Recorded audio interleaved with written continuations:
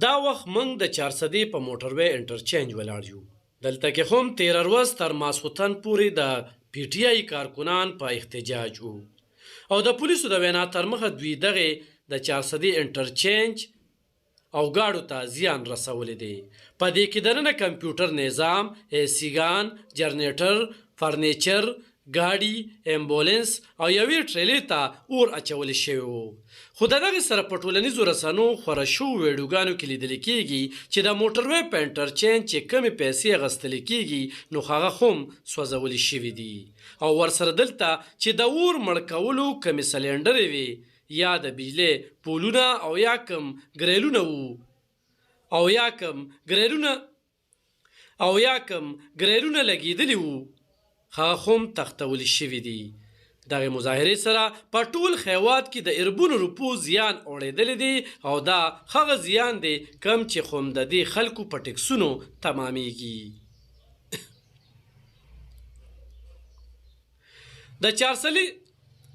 د چارسدې د پولیسو سرچینو د وینا تر مخه دلته دوه د فساداتو مقدمې درج شوي دي.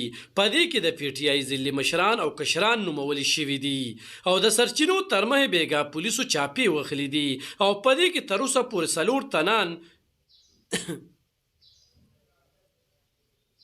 او په دې کې تر اوسه پورې 1 شمېر تنان هم نیولي شوي دي. خو پولیس دغه مقدمې سیل کړي دي او لا چاته یې ښایي نه.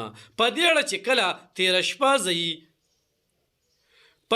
کله تېره شپه خیبر نیوز ټیم د پاکستان تحریک انصاف مشرانو سره خبرې وکړې نو هغوی ویل چې دا د کارکنانو جذباتو نو ځکه دا عمل شوی دی خو ذمهوار یې د پی ډي ایم حکومت بللی دی.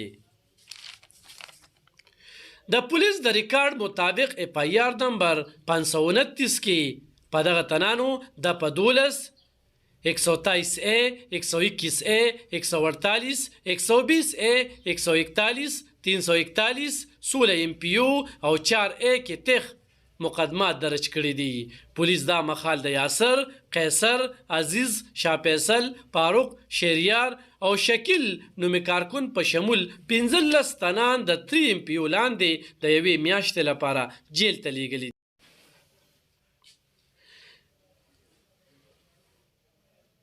پولیس دا مخال